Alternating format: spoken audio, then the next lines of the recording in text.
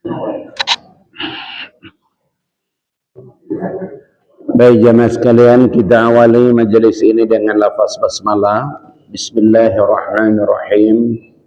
Assalamualaikum warahmatullahi wabarakatuh.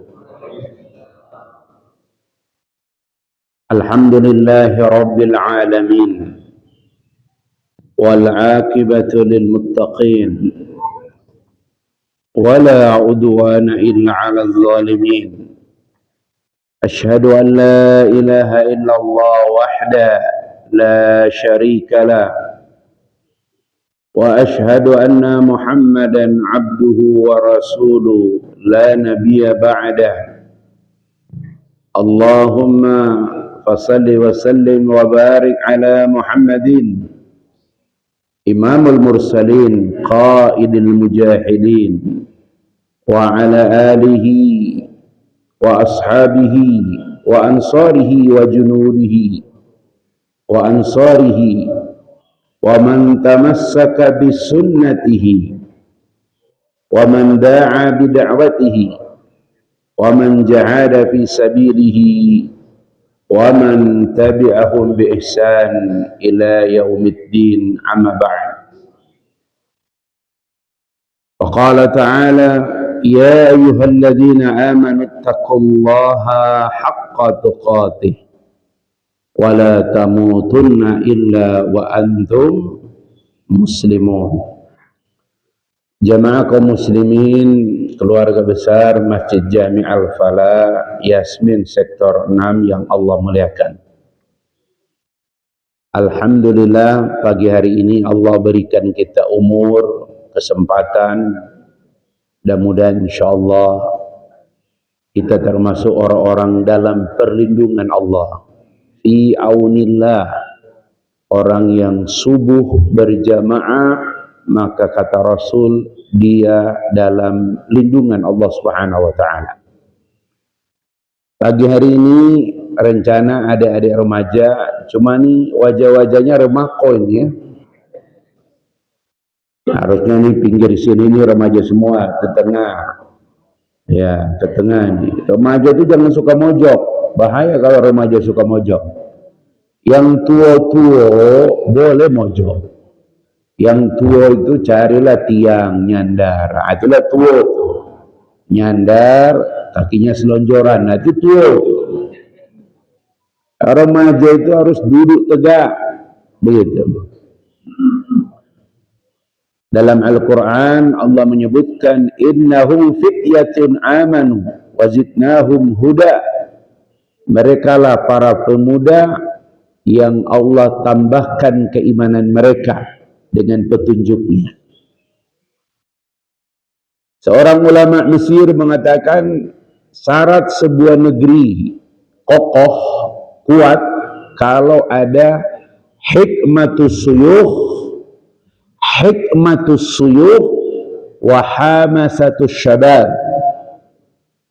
Negara kokoh kalau ada kearifan orang-orang tua, orang-orang tua yang arif, nggak kolot, nggak kekeh, bijaksana, disupport oleh semangatnya para pemuda. Nah itu dia. Orang tua yang arif, mana Pak Arif di sini? Ada? Orang tua yang arif disupport oleh anak-anak muda yang penuh semangat. Anak muda nggak boleh letoi. Ya, kalau orang tua bangun jam 3, anak muda bangun jam 2. Ya, karena memang tidur malam itu efektifnya isya sampai jam 1. Kalau dalam ilmu kesehatan, dokter selalu mengingatkan 11, 23, 24, 01. Itulah 3 waktu di mana tubuh harus istirahat total. Kata Rasulullah sallallahu alaihi wasallam, kalau bukan urusan akhirat, habis isya tidurlah. Gitu. Karena semua perbuatan habis isya itu akan mengambil waktu kita dengan Allah nanti tengah malam. Nah, oleh karena itu jamaah sekalian, pertanyaannya, gimana ini remaja-remaja sekarang Ustaz? Kita bisa tumbuhkan mereka. Sebenarnya sih kalau saya menitik beratkan nomor satu ini, mohon maaf ini, orang-orang tua, berilah panggung pada remaja. Jangan beri kesan Masjid Al-Falah ini masjidnya aki-aki. Gitu. Saf pertama ini harusnya diisi pemuda, bukan aki-aki. Gitu. Baru terkesan masjid ini masjid pemuda. Jadi supaya kalian bisa isi saf pertama, pakai jubah, pakai peci, ya, isi saf pertama. Aki-aki pojok-pojok lah. Saf pertama ini para pemuda. Begitu safnya diatur. Supaya apa? Malaikat mencintai orang tua yang datang ke masjid. Tapi malaikat lebih mencintai para pemuda yang datang ke masjid. Kalau aki-aki ini dengan ke masjid, malaikat nggak kaget. Kenapa? Udah uzur, matanya kabur, jarang ke sumur, senangnya di kasur, pagi-pagi makan kue kesayangannya, cucur. Itu berarti makin dekat ke liang. Remaja, makin dekat ke liang, kalian harus jawab kubur. Masya Allah. Jadi saf pertama ini pemuda. Itu baru innahum fityatun amanu, mereka lah para pemuda yang beriman, wazidnahum huda, dan Allah tambahkan kepada mereka petunjuk. Ini tugas orang tua ini. Saya dari dulu kampanye, jangan datang ke masjid kecuali bawa anak laki-lakimu ke masjid. Ibu-ibu yang suka sholat ke masjid, jangan datang sholat ke masjid kecuali kau bawa anak laki-lakimu ke masjid. Karena anak laki-laki itu boleh ibu perintahkan, walaupun dia sudah menikah. Anak laki-laki anak ibunya, punya mamanya, dan semua wanita harus memahami itu. Laki-laki itu punya ibunya, punya mamanya. Maka bawa anak laki-lakimu ke masjid. Begitu. Datang ke masjid anak laki-laki itu. Gitu. Ibunya sudah menyiapkan, jam 2 ibunya sudah menyiapkan jubah keemasannya. Jadilah seperti Bunda Mehmet, sang penakluk Konstantinopel. Kenapa? Sang Buddha menjaga anaknya supaya tidak telat bangun tahajudnya. Wa minal laili fatahajjat bihi nafilatan lak asa ayyab'atha rabbuka maqaman mahmuda. Ini tugas seorang bunda menjaga anaknya untuk sampai pada derajat yang paling mulia, yaitu menjaga tahajudnya. Masya Allah. Kalau anak-anak muda kita ini mainnya di masjid, tidurnya di masjid, tahajudnya di masjid, wow, keren banget. Ya, makanya orang tua beri panggung anak-anak muda ini. Jangan beri kesan masjid itu seperti museum, tempat barang-barang, Masya Allah, antik, Masya Allah. Ini antik-antik semua ini, Masya Allah. Ya, jadi berilah kesan masjid itu ada hayawiyah. Apa itu hayawiyah, Ustaz? Ada gelora, ada kehidupan, ada tanda-tanda. Jangan jadikan masjid-masjid kalian seperti kuburan. Apa itu tanda kuburan? Isinya orang tua. Gitu. Sekali lagi, kalau ingin Al-Falah bisa ini, gerakannya cuma satu. Setiap ibu, setiap bunda yang ke masjid minta ditemani oleh anaknya. Saat anak saya perempuan minta ditemani oleh menantunya. Ya, bawalah seorang anak laki-laki datang ke masjid. Nah, persoalannya Ustadz, setelah mereka di masjid, apa yang harus kita berikan kepada jamaah anak-anak remaja? Tugas orang tua adalah nomor satu, merawat, menumbuhkan, memelihara cita-cita seorang anak muda. Dulu Bung Karno berkata, berikan aku 10 orang tua. Ya, apa kalimat Soekarno waktu itu? 10 anak muda akan mengguncangkan dunia. Ya, Rasulullah Sallallahu Alaihi Wasallam tidak hanya ditemani orang-orang tua, walaupun ada orang sekualitas Abu Bakar, tapi ada orang secemerlang Ali bin Abi Thalib. Abu Bakar laki-laki dewasa yang pertama masuk Islam, tapi pada saat yang bersamaan ada pemuda cerdas bernama Ali bin Abi Thalib. Mau tahu bagaimana Ali bin Abi Thalib masuk Islam? Dia berkata kepada Nabi, "Ya Muhammad, apakah aku boleh mengikuti agama yang engkau yakini?" Apa kata Nabi? "Minta izinlah kepada ayahmu supaya engkau tidak dihukum karena mengikuti agama ini." Apa jawaban Abi Thalib? Wahai para pemuda, camkan baik-baik.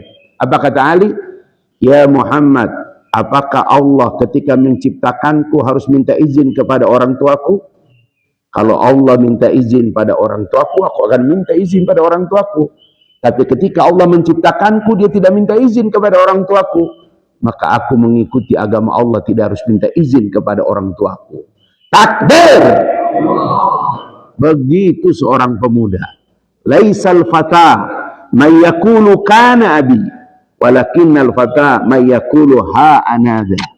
Seorang pemuda bukanlah mengatakan itu bapakku kepala dinas, itu bapakku sekda, itu bapakku bos, itu bapakku ketua DKM, itu bapakku direktur. Bukan.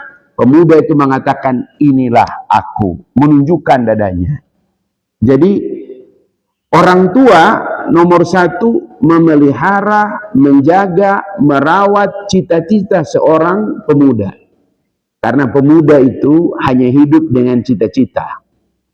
Ya, adik-adik remaja, saya setiap kali ada remaja, saya tanya sama dia, "Kau mau jadi apa?" Itu pertanyaannya harus dijawab.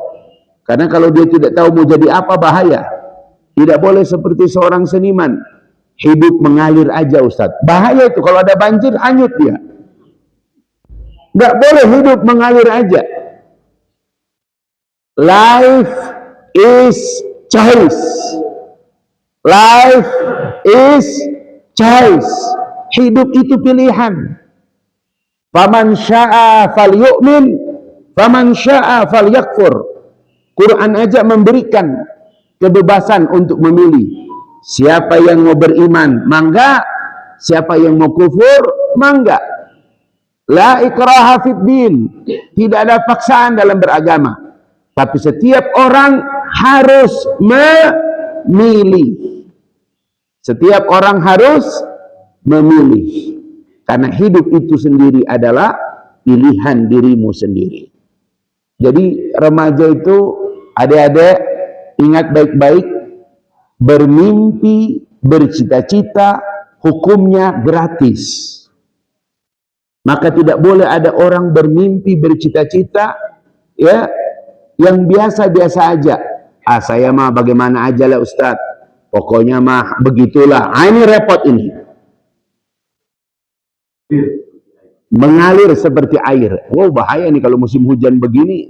Sudah di mana ini? Ya, sudah di Bojonggede ini. Ya, emang hidup seperti seorang pelaut, lempar jangkar. Ya, apa itu, kapar berlabuh. Nggak seperti itu. Pemuda harus punya cita-cita. Adek, siapa yang bisa ngomong di belakang sana? Contoh, saya kalau besar nanti insya Allah, Allah berikan umur panjang, saya beriktikad, saya bercita-cita jadi apa? Ada yang berani di belakang? Mau jadi apa?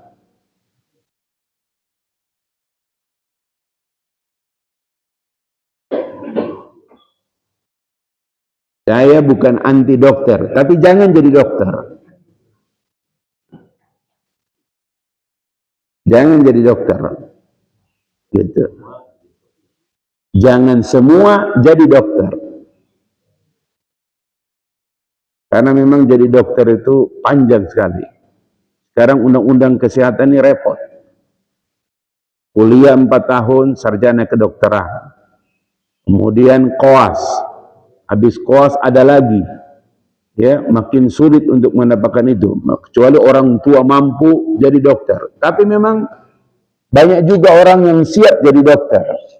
Tapi semua orang jadi dokter itu, setelah jadi dokter, dia harus benar-benar punya jiwa berkorban. Semua orang yang menikah dengan dokter harus siap-siap melayani. Karena jiwa dokter itu melayani. Tapi di akhirat, ya, dokter itu akan ditanya ketika dia tulis resep. Apakah resep itu perlu apa tidak? Kalau dia hanya didukung, hanya disponsor oleh perusahaan obat, dan resep itu tidak harus dia tulis, maka itulah masalah di akhirat. Nah, itu bahaya itu.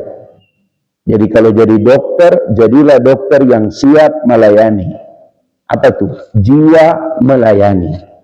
Begitu. Siap melayani. Ini Kota Bogor sejarah. Ada direktur rumah sakit sampai mundur. Direktur Rumah Sakit Umum Daerah Kota Bogor, Dr. Khaidir, mengundurkan diri. Saking tidak kuatnya. Begitu, Pak. Ya. Jadi boleh bercita-cita. Biasanya kalau umum dokter. Dulu saya bercita-cita, Pak Haji, pilot. Karena om saya kolonel Angkatan Udara TNI Republik Indonesia. Martin Liputo, kolonel, jabatan terakhir Bupati Kabupaten Gorontalo, Provinsi Sulawesi Utara. Itulah semua keluarga ingin seperti dia, gagah, kolonel, ya, kemudian terakhir jadi bupati, 10 tahun jadi bupati. Siapa yang tidak bangga? Ya, 2 periode. Karena dulu ditunjuk Soeharto langsung jadi. Ya. Bapak-bapak, remaja harus punya cita-cita. Ustadz, cita-cita tertinggi itu apa? Nih, camkan baik-baik. Ini ungkapan seorang ulama Mesir. Kalau jadi remaja, dia harus punya semboyan seperti ini. Apa itu, Ustadz? Allahu ghayatuna. Allah tujuan hidup kami. Ah, ini dia. Setiap kali dia bernapas, setiap kali dia punya keinginan, dia selalu mengedepankan Allahu ghayatuna. Allah tujuan hidup kami. Inna salati wa nusuki wa mahyaya wa mamati lillahi rabbil alamin. Allahu ghayatuna. Allah tujuan hidup kami. Saya datang ke masjid, saya belajar ke sekolah, saya bantu orang tua semata-mata karena Allah. Ini remaja harus punya semboyan ini. 2, Ar-Rasul qudwatuna. Rasulullah teladan hidup kami. Teladan kamu hidup, teladan kamu bukan Michael Jackson. Itu aki-aki zaman dulu itu. Ya. Ya. Teladan kamu itu bukan boyband Korea, bukan. Teladan kamu itu bukan apa? Komika-komika, bukan. Teladan kamu itu adalah Rasulullah Sallallahu Alaihi Wasallam. Maka kita butuh para ustadz yang bisa menjelaskan bagaimana sisi Rasulullah Sallallahu Alaihi Wasallam terhadap para remaja. Yang ketiga, Al-Qur'anu dusturuna. Al-Quran pedoman hidup kami. Maka jadi remaja nggak boleh jauh dengan Al-Quran. Kalau bapakmu sebulan sekali hatam Quran, kamu harus 3 kali hatam Quran. Jadi ada ditanya sama saya, Pak Dita, Ustadz, supaya anak saya ini tidak sesat bagaimana? Jangan jauhkan anakmu dari Al-Quran. Sebelum dia belajar PMP, pendidikan moral Pancasila, sebelum dia baca sejarah, sebelum dia baca bahasa Inggris, maka dekatkan anakmu aja dengan Al-Quran. Seluruh ulama-ulama itu 7 tahun hafal Quran. Kita 77 tahun 30 juz. Kita 70 tahun juz 30. Itu pun masih kebolak-balik. Ya, kabola balik. Wal asri bisa jadi watini, watini bisa jadi wal asri. Ya, begitu. Illal ladzina amanu wa amilus shalihat. Kadang-kadang pindah ke watawasaw bil haq, pindah ke falahum ajrun ghairu mamnun, masyaallah. Begitu.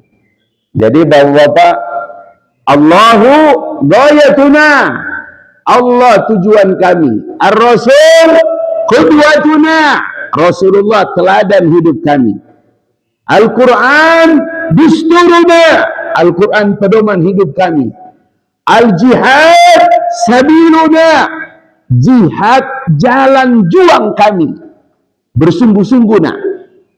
Ya, gak ada orang yang tidak bisa. Semua pasti bisa. Semua pasti bisa. Man jadda wajada. Siapa bersungguh-sungguh pasti dapat, pasti bisa. Gitu. Jadi kalau bapak-bapak man jadda wajada. Siapa sungguh-sungguh dapatnya janda. Ya, masya Allah. Di sana, bukan di masjid. Masya Allah. Jadi bapak-bapak sekalian, man jadda wajada. Itu hanya ada di Gontor. Man jadda wajada. Apa yang kau cari di Gontor. Padahal anak saya itu cuma saya bawa lewat Ngawi. Pas lihat itu, ayah, izin ayah, boleh nggak aku masuk ke dalam? Masuklah dia ke dalam. Pas libur kan, lihat, ayah, aku mau mondok di sini. Air mata ayah dan ibunya, Masya Allah. Yulian anak. Nah, di Bogor itu pesantren banyak, nak. Semua teman ayah. Justru karena teman ayah aku nggak mau katanya. Nanti nilai mereka karena ada ayah. Jadi anak saya masuk Gontor itu karena alasan itu. Semua pesantren itu teman ayah. Gara-gara saya ngomong gitulah, akhirnya dia nggak mau sekolah di Bogor. Begitu. Jadi masuklah di Gontor. Kalau udah masuk ke Gontor, wassalam. Nggak pernah ada orang tua yang bisa masuk ke dalam. Semua orang tua cuma sampai di Bapenta, bagian penerimaan tamu. Modal kami apa? Kertas kecil. Nama Yasir, nama anak Hanin, konsulat Bogor, status ayah kandung. Taruhlah kami di sebuah kotak, kami letakkan di situ. Tunggulah. Habis subuh anak tidak keluar, berarti kertas itu tidak sampai kayaknya. Zuhur nggak keluar, asar nggak keluar, maghrib nggak keluar, air mata sudah menetes. Astagfirullah.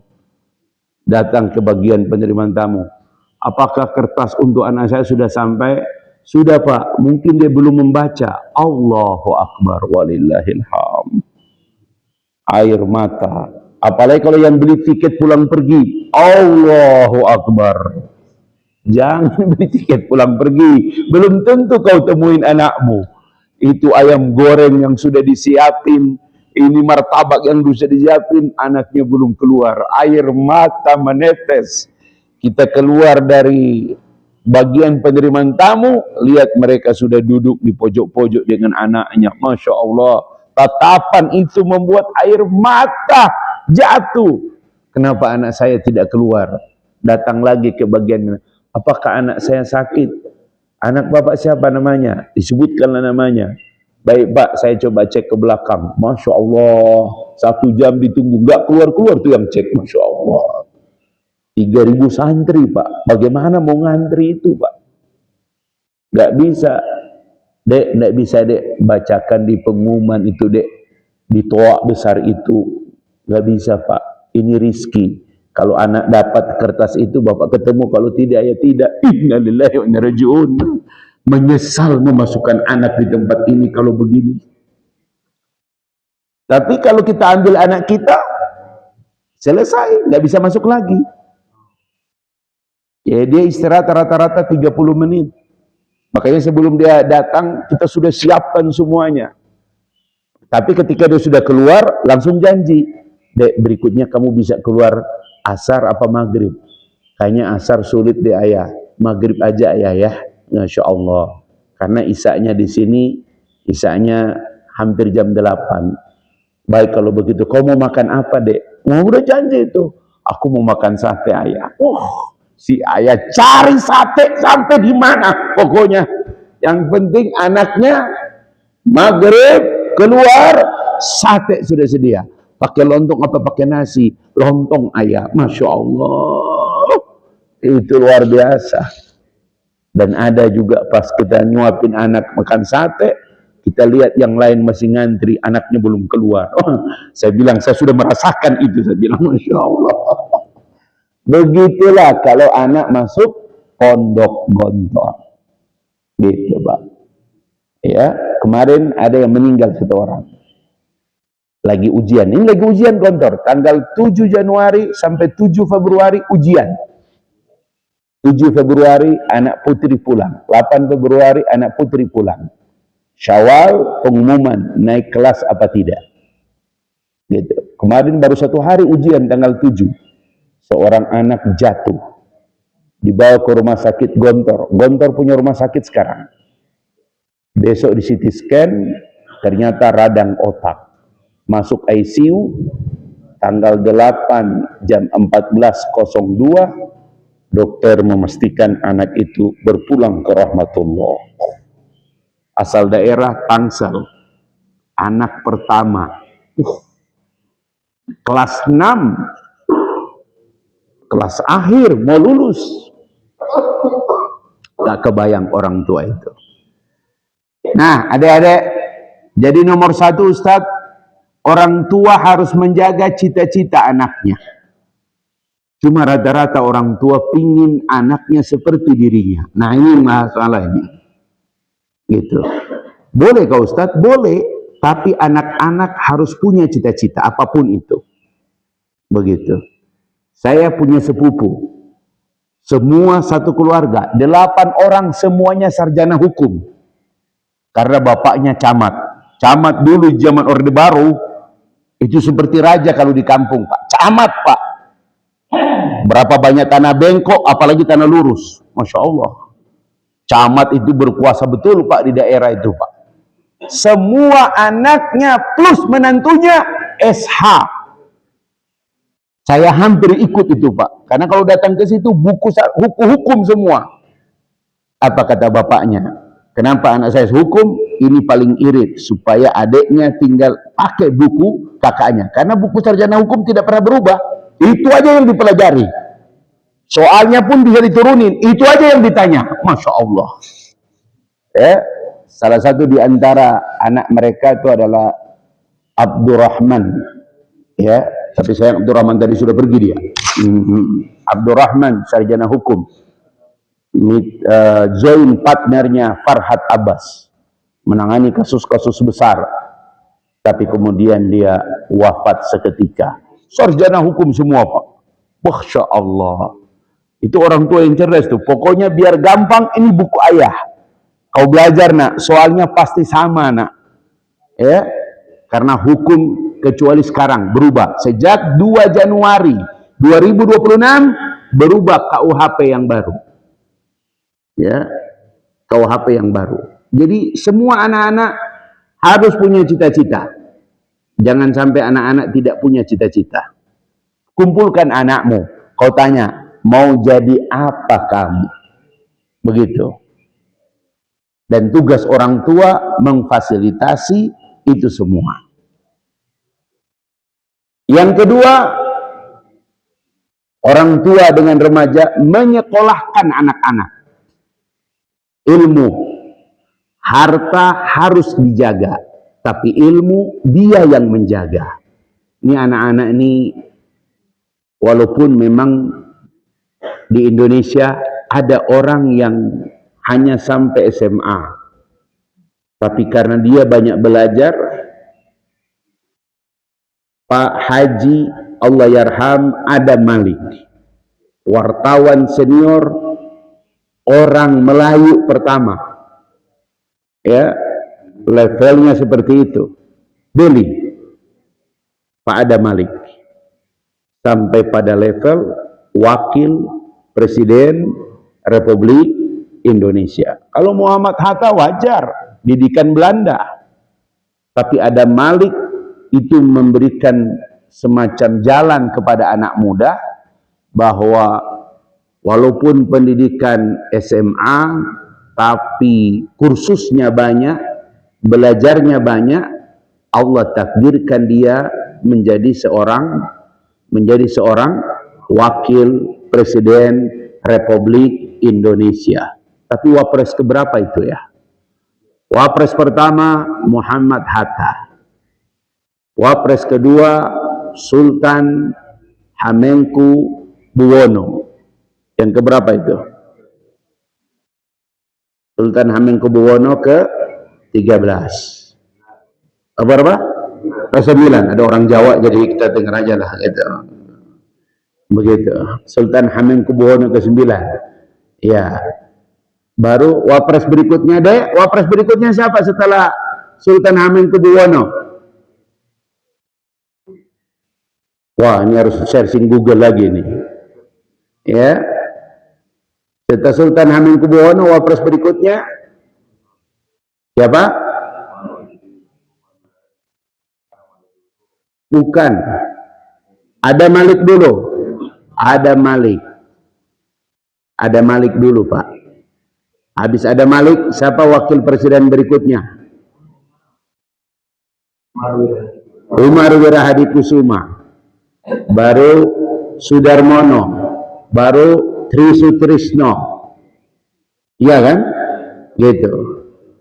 Baru Habibie, baru berikutnya Hamzah Has, Masya Allah. Baru berikutnya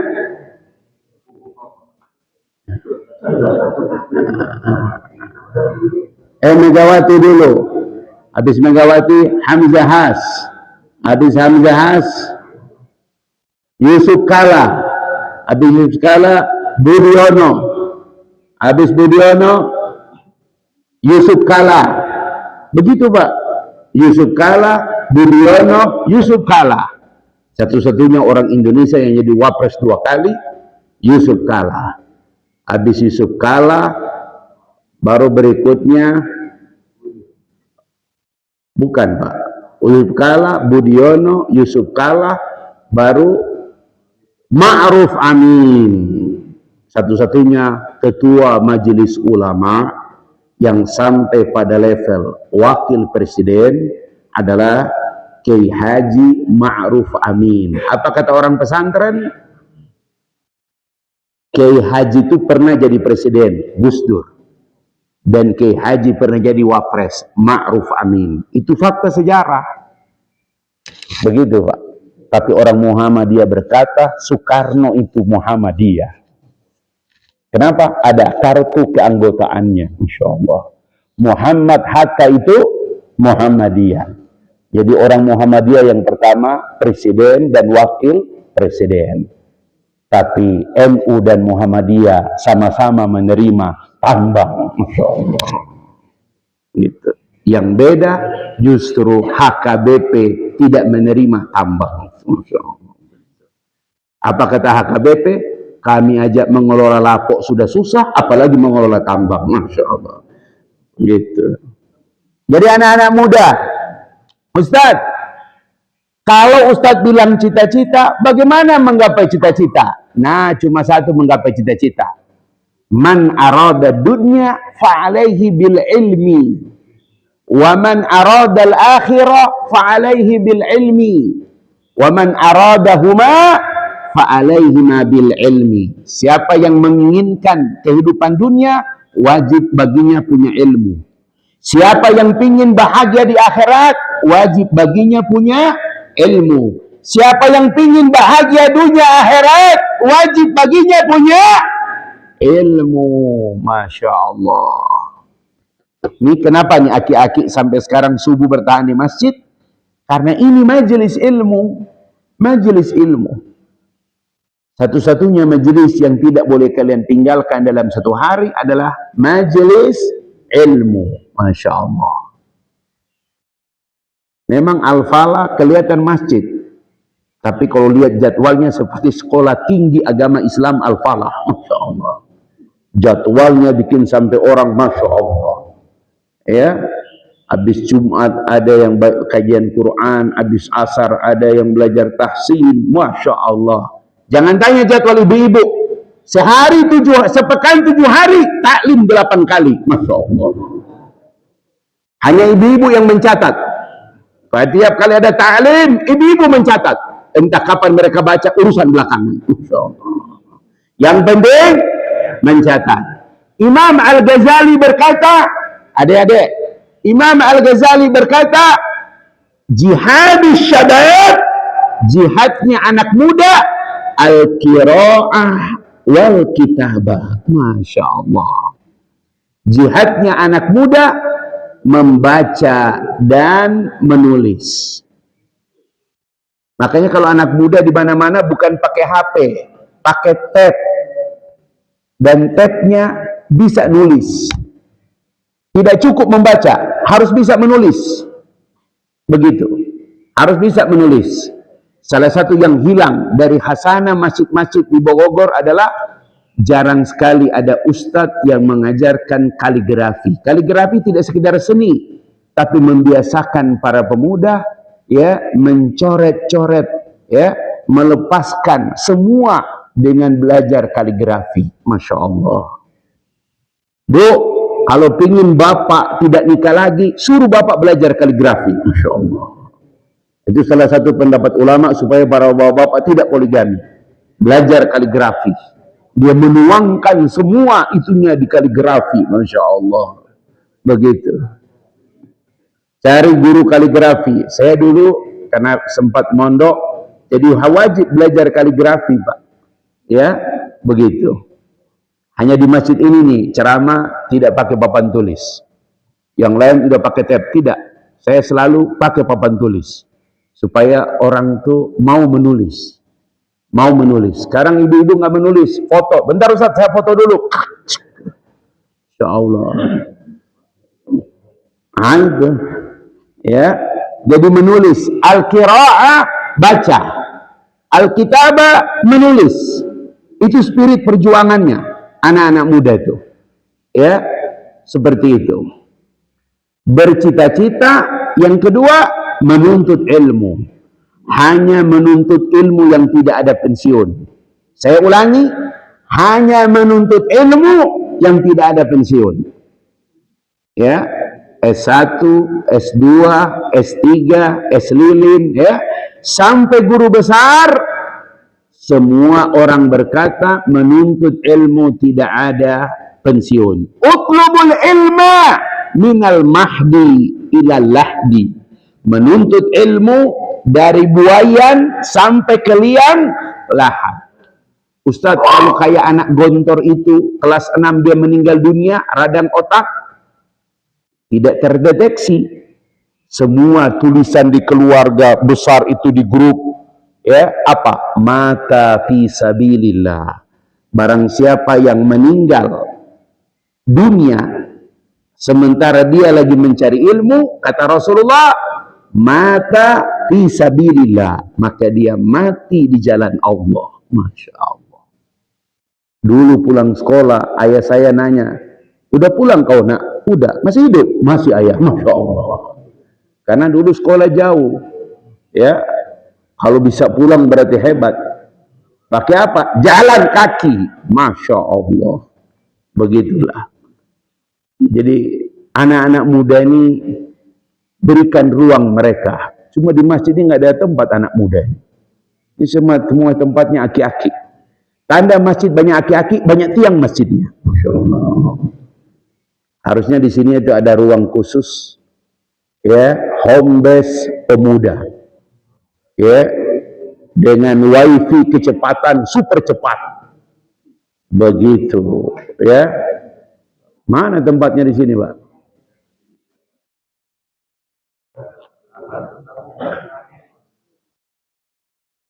Cuma ada di sana At-Tijara Center. Copot itu, Pak. Bikin tempat anak muda itu. Geser di situ, Pak. Bikin tempat anak muda.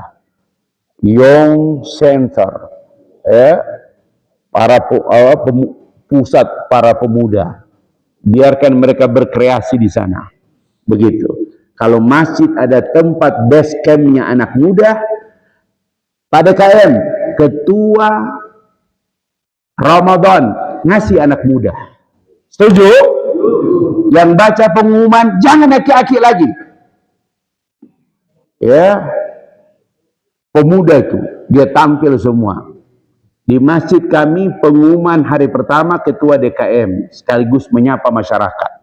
Tapi mulai hari kedua sampai malam takbir semuanya para pemuda. Ya, zakat malam takbir tak ada orang zakat berkumpul di masjid. Semua anak muda dengan database yang lengkap membawa zakat itu ke rumah-rumah yang di situ ada mustahik. Tak ada mustahik itu datang ke masjid. Mereka dipampang seperti orang yang meminta-minta. Padahal itu bukan harta kita. Harta mereka yang tercampur pada harta kita. Anak-anak muda dengan pakaian rapi. Mereka kemudian membawa zakat itu kepada mustahik yang berhak menerima. Ya, tidak cuma memberikan, didoakan oleh mustahik anak-anak muda itu. Itulah kenapa anak muda yang bawa zakat didoakan oleh mustahik, dan kemudian mereka berselfie dengan para mustahik, kemudian dipampang, masya Allah, mantap. Gitu. Ustaz, tapi mustahik kami sampai di pesantren mana? Anak muda yang bawa ke sana. Pakai mobil dibawa ke pesantren mana? Anak muda yang bagi. Aki-aki tetap itikaf di sini, masya Allah. Begitu. Jadi anak-anak muda siap jadi panitia Ramadan 1447 Hijriah? Siap? Takbir! Masya Allah. Hikmatus suyuh wa hamasatus syabab. Kearifan para orang tua, semangatnya anak muda. Nah, ini salah satu bentuk kearifan. Bunyi piring, bunyi sendok sudah terdengar. Masya Allah. Kelihatan kalau piring tersusun berarti ada bukan seperti biasa hari ini. Dengar-dengar apa ini? Gado-gado apa goda-goda? Rawon, masya Allah. Begitu. Sekali-sekali kak pagi begini bukan rawon, nasi kuning, sekali-sekali pizza. Betul ya anak muda ya? Mantap, masya Allah. Rawon, ya Allah, ya. Gitu. Yang berikut apalagi Ustadz? Nah ini dia, anak muda. Apa yang paling penting Ustadz setelah bercita-cita menuntut ilmu? Yang paling penting apa? Jangan salah pilih kawan. Itu dia.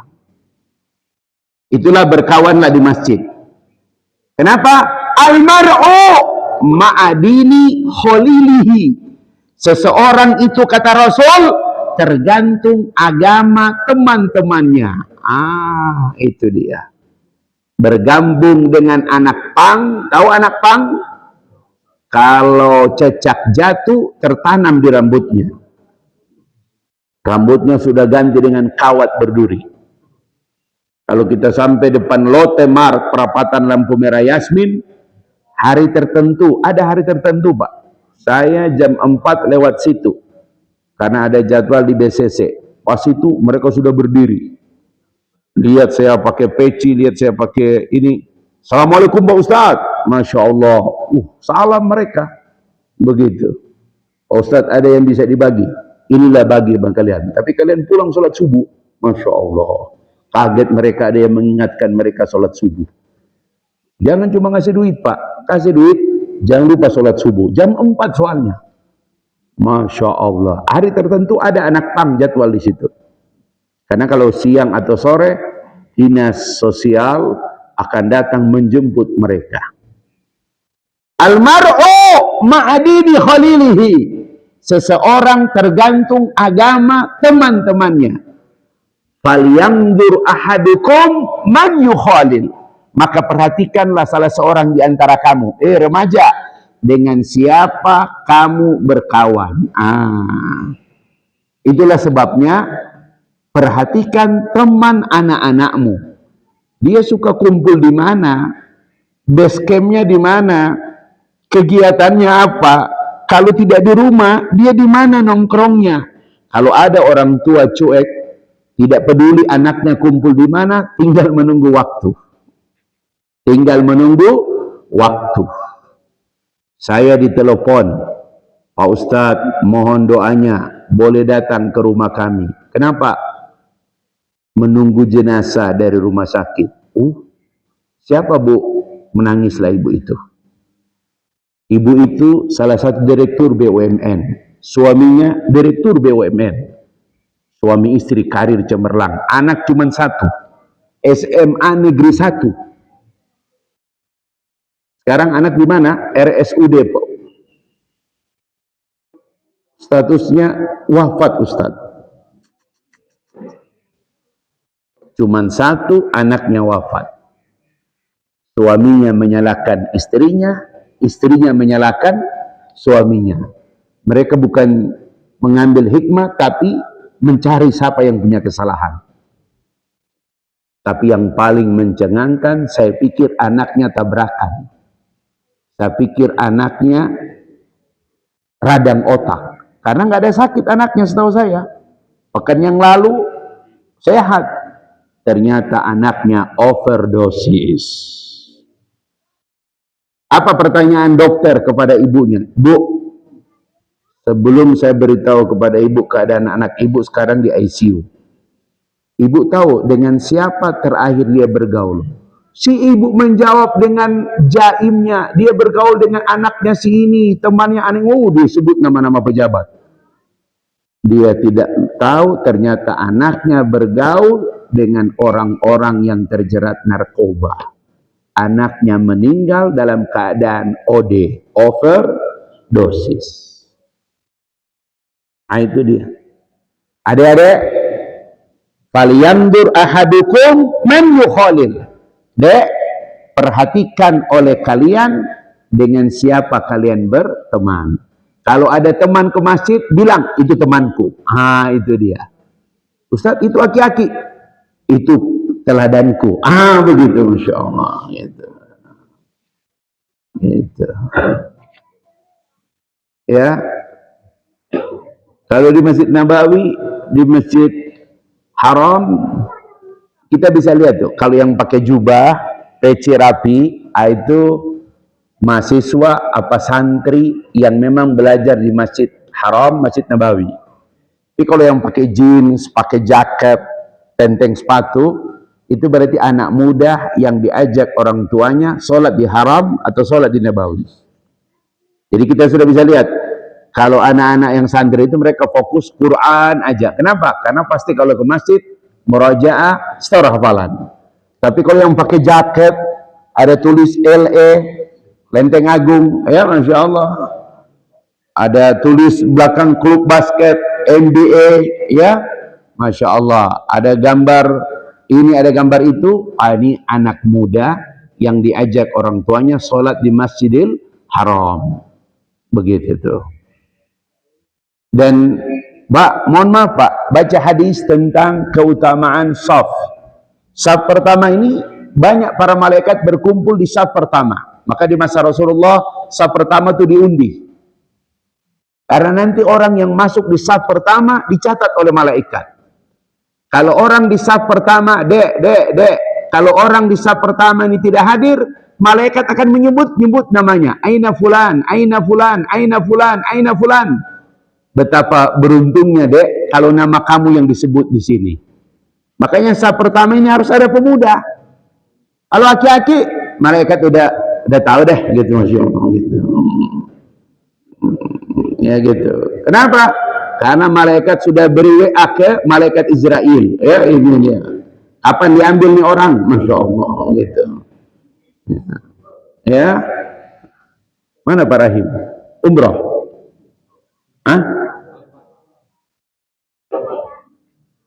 Pulang ke Palembang? Oh iya. Nanti awal Februari. Habis. Masya Allah. Inilah masjid ceramah subuh paling lama, sudah Al-Falah. Tempat yang lain kami setengah jam selesai. Masya Allah. Begitu. Dek, satu punya cita-cita. 2, tuntut ilmu. 3, jangan salah pilih teman. Yang keempat, sebelum tanya jawab, yang keempat, berbaktilah, hormatilah orang tua. Nah, Ustadz, maka itulah sebabnya kami tidak mau di saf depan, nanti tidak menghormati orang tua. Menempati saf di depan bukan berarti tidak menghormati orang tua. Ah, itu dia. Kalau kalian datang duluan, boleh kalian datang di saf pertama. Begitu deh. Ya. Siap sholat di saf pertama. La haula wala quwata illa billah. Gitu.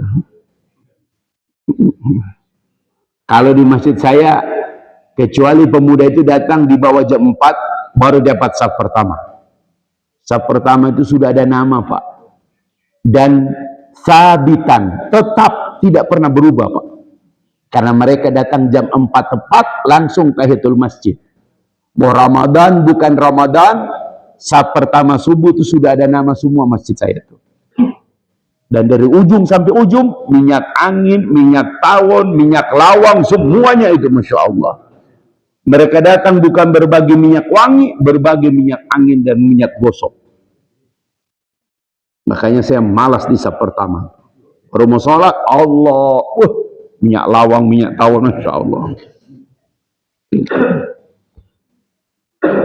Ya, Darussalam Taman Cimanggu itu subuh AC-nya kencang semua.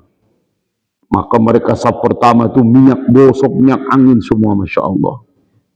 Kalau kita sujud, kita udah tahu nih, bekas siapa udah hafal kami, Masya Allah. Pak Haji Ahmad, Pak Haji Isam, Pak Yu, udah hafal kami semua itu. Gitu. Karena satu saf cuma 16 orang, jadi kami hafal. Ini bapak siapa, ini hafal kami ini, gitu. Nah, adik-adik, ini yang terakhir Ustaz titip. Dek, mau capai cita-cita? Siap? Tapi ini agak berat, kecuali kalian mau berjuang. Apa itu Ustaz? Jangan masbuk sholat di masjid. Siap sholat berjamaah? Kalau Ustaz bilang masbuk, no. Awal waktu, yes. Sholat masbuk, awal waktu. Masya Allah. Mudah-mudahan insya Allah Allah kabulkan cita-cita kalian. Amin ya rabbal alamin. Ada pertanyaan, Dek? Silakan. Remaja, silakan. Atau remako, silakan. Remaja ada? Mewakili? Ada nih, ha. Haji, mangga silakan. Nah, ini. Bismillahirrahmanirrahim.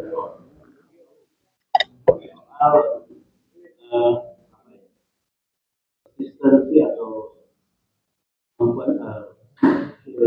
kekuatan untuk tetap buat jalan pemilihan resilient yang harus ada pengalaman. Bagaimana supaya anak muda tidak gampang patah dan menyerah di sebuah pilihan jalan yang dia sedang. Saya kemarin menulis status. 1.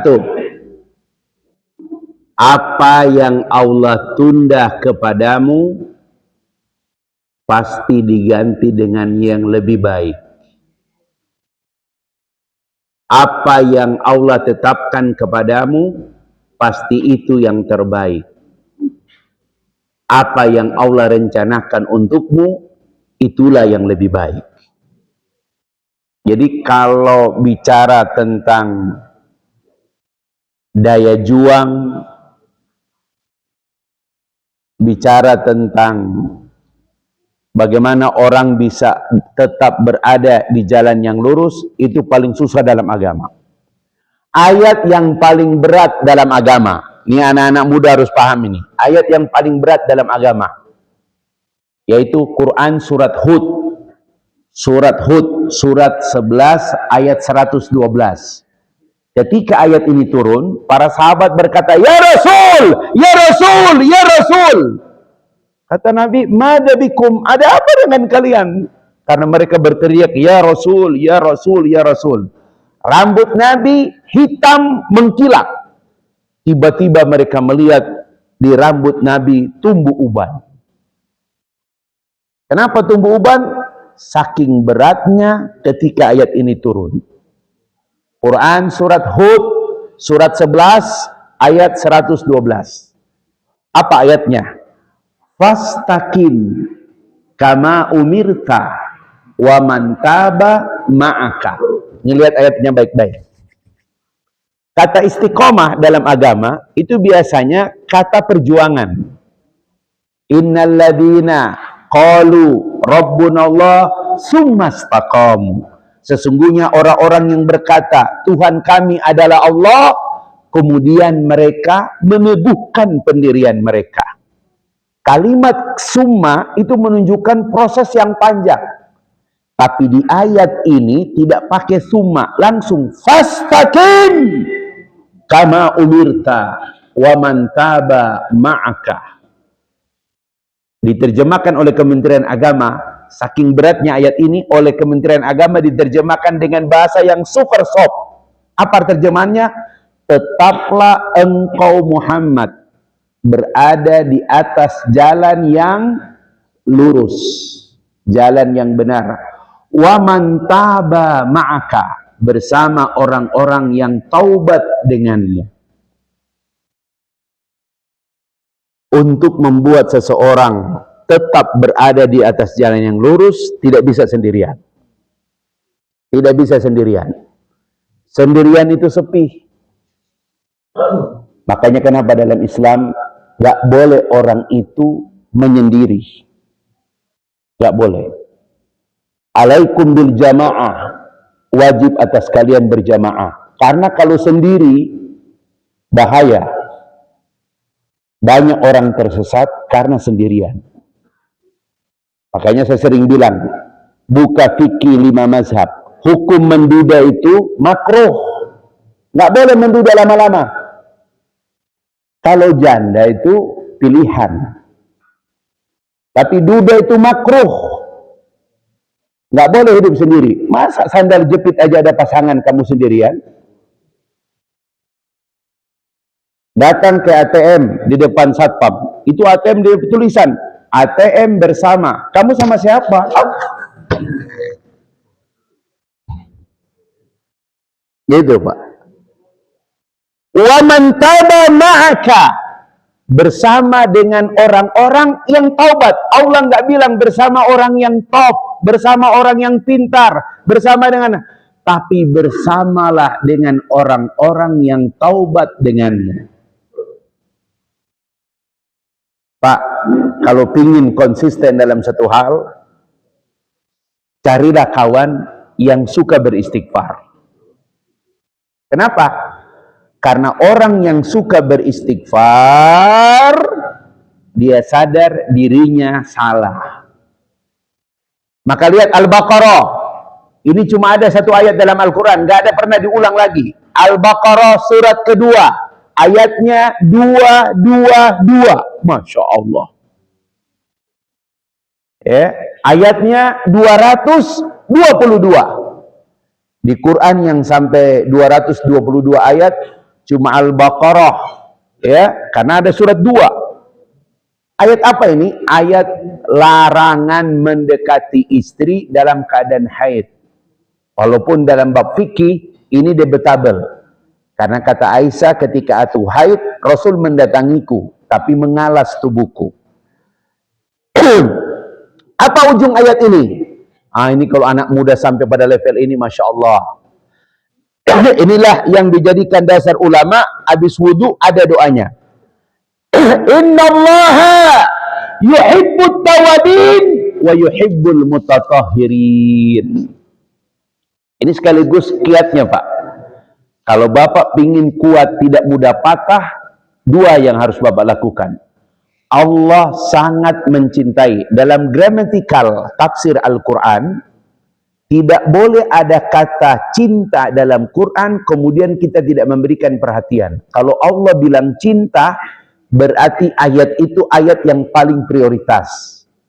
2 kali kata cinta di ayat ini. Innallaha yuhibbut tawabin wa yuhibbul mutatahhirin. Biasanya kalau ada satu kata di depan, maka kata berikutnya tinggal dan. Tapi kata cinta diulang 2 kali. Yuhibbul tawabin wa yuhibbul mutatahhirin.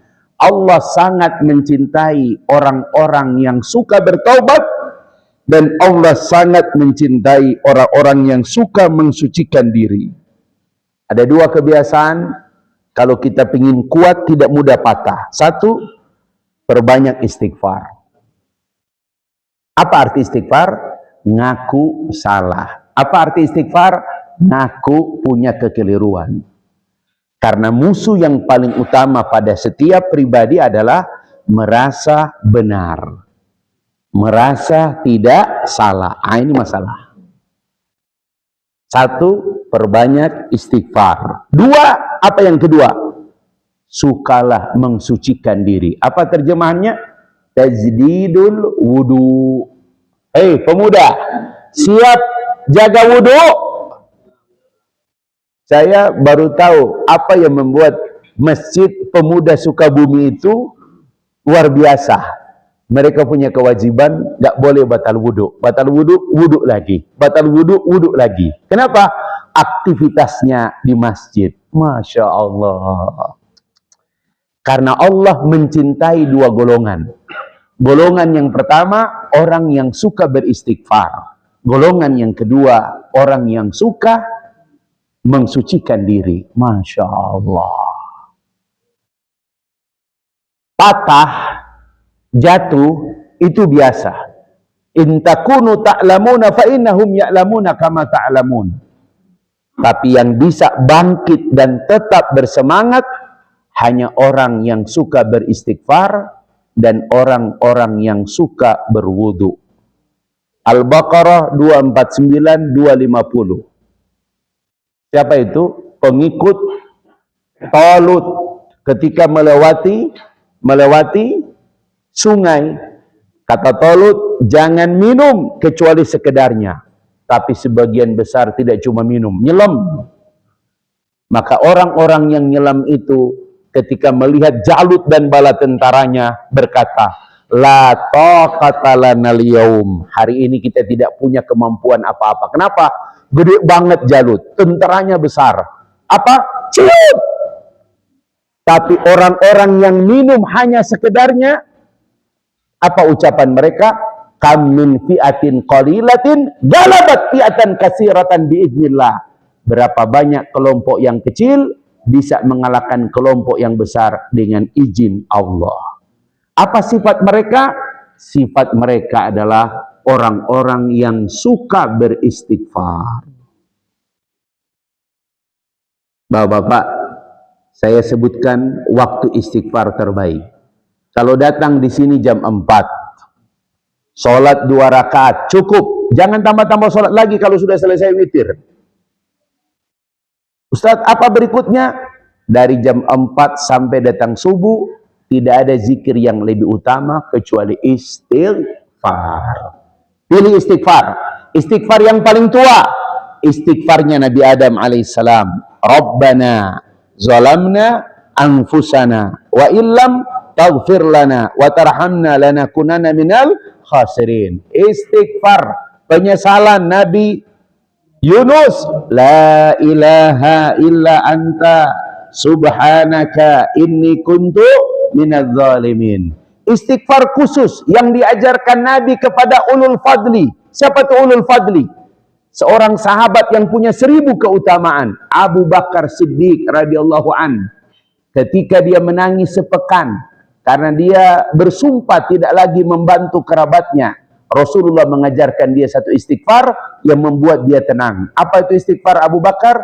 Inni dalamtu nafsi zulman katsira wa la yaghfiru dzunuba illa anta faghfirli maghfiratan min indik innaka antal ghafurur rahim. Istighfarnya Abu Bakar Siddiq radhiyallahu an. Mudah-mudahan adik-adik remaja kita ini, Ustadz, memang ini 2, kalau mereka banyak istighfar, kalau mereka selalu memperbarui wudu, tinggal tunggu waktunya. Masya Allah. Jenderal Sudirman, paru-paru separuh. Apa yang membuat dia bertahan melawan penjajah Belanda? Apa rahasia Jenderal Sudirman? Tidak pernah batal wudhu kecuali memperbaharui wudhu. Masya Allah. Itu rahasianya. Jadi bapak-bapak, di kita ini ada kesalahan. Masuk toilet, keluar aja. Kenapa tidak wudhu dulu? Sudah kena air, ya.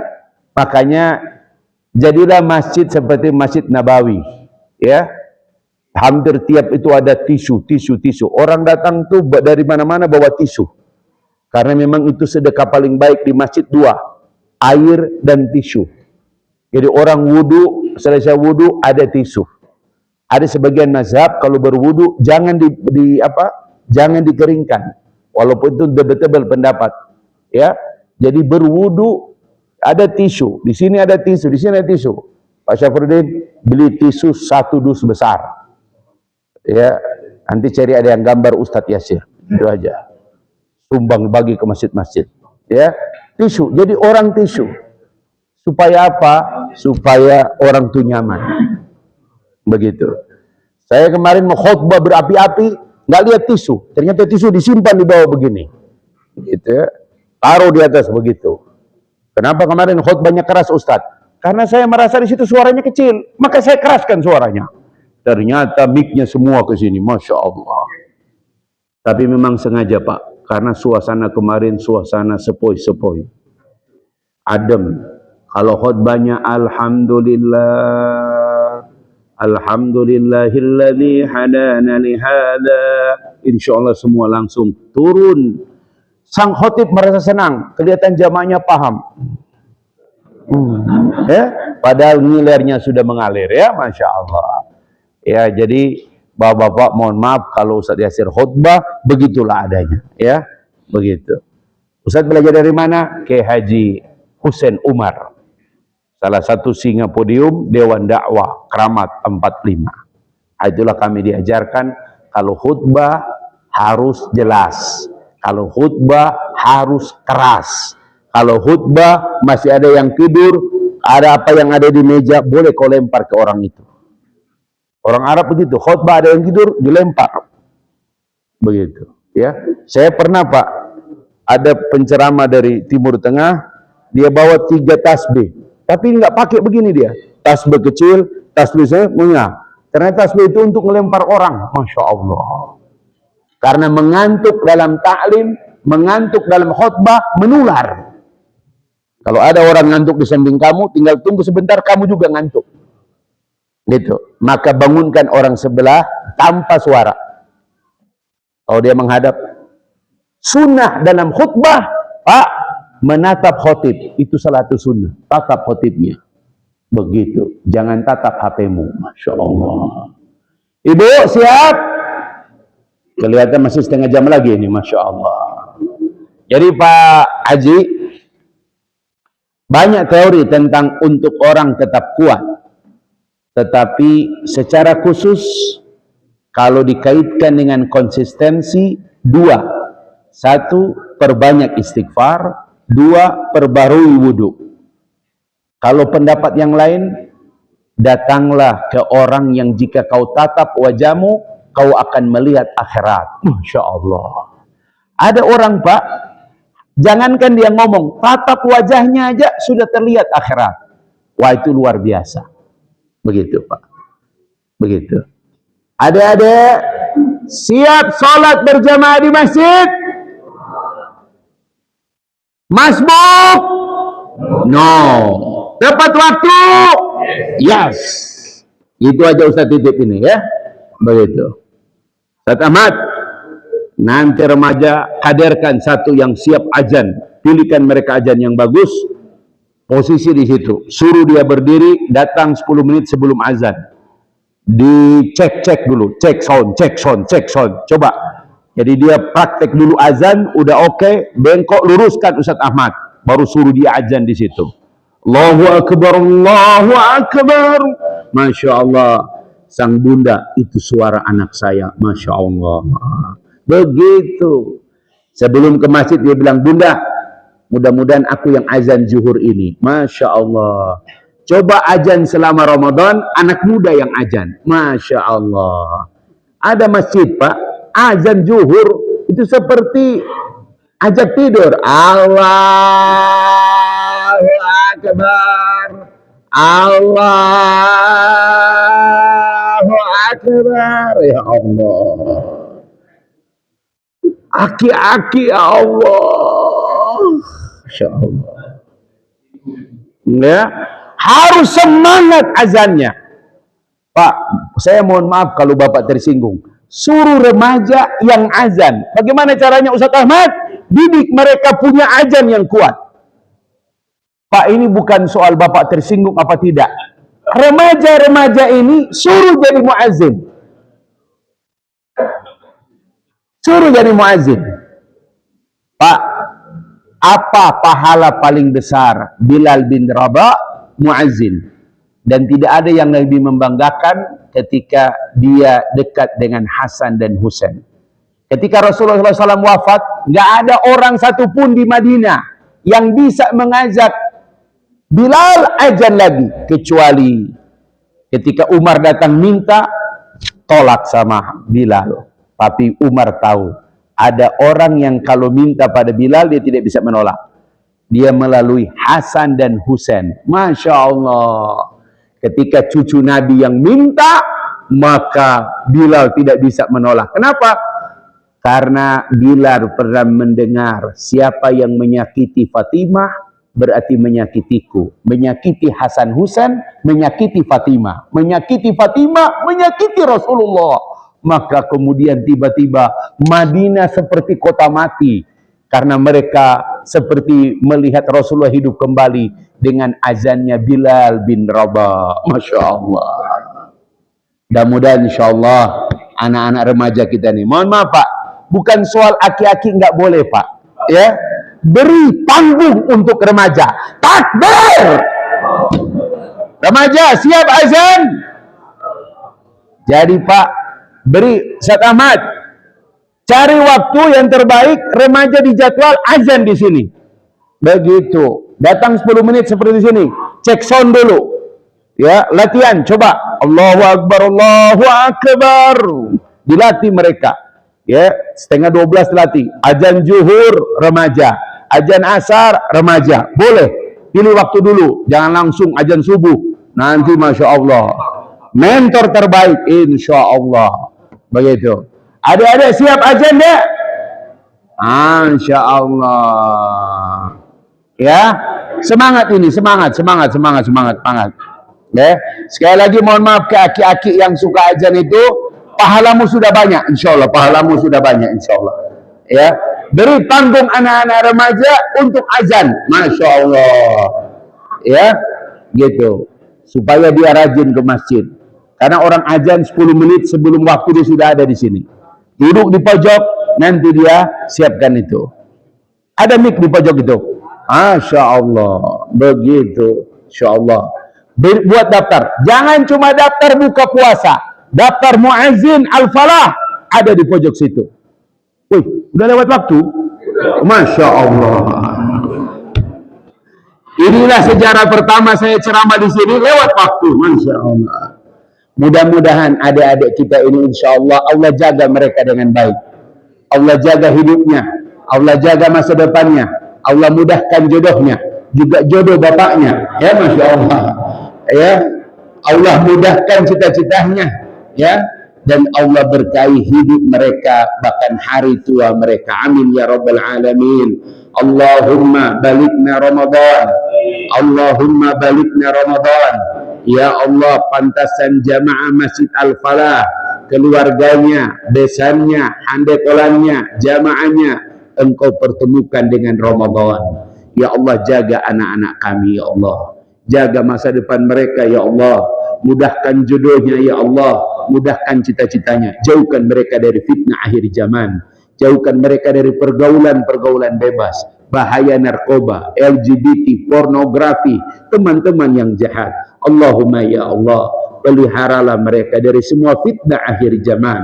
Allahumma rzuqna taubatan nasuha Allahumma inna nas'aluka min husnil khatimah. Wa sallallahu ala Muhammad wa ala alihi wa baraka wa sallam. Walhamdulillahi rabbil alamin. Subhanaka Allahumma wa bihamdika ashhadu an la ilaha illa anta astaghfiruka wa atubu ilaik. Pulau Irian, burung cendrawasih. Cukup sekian dan terima kasih. Wassalamualaikum warahmatullahi wabarakatuh.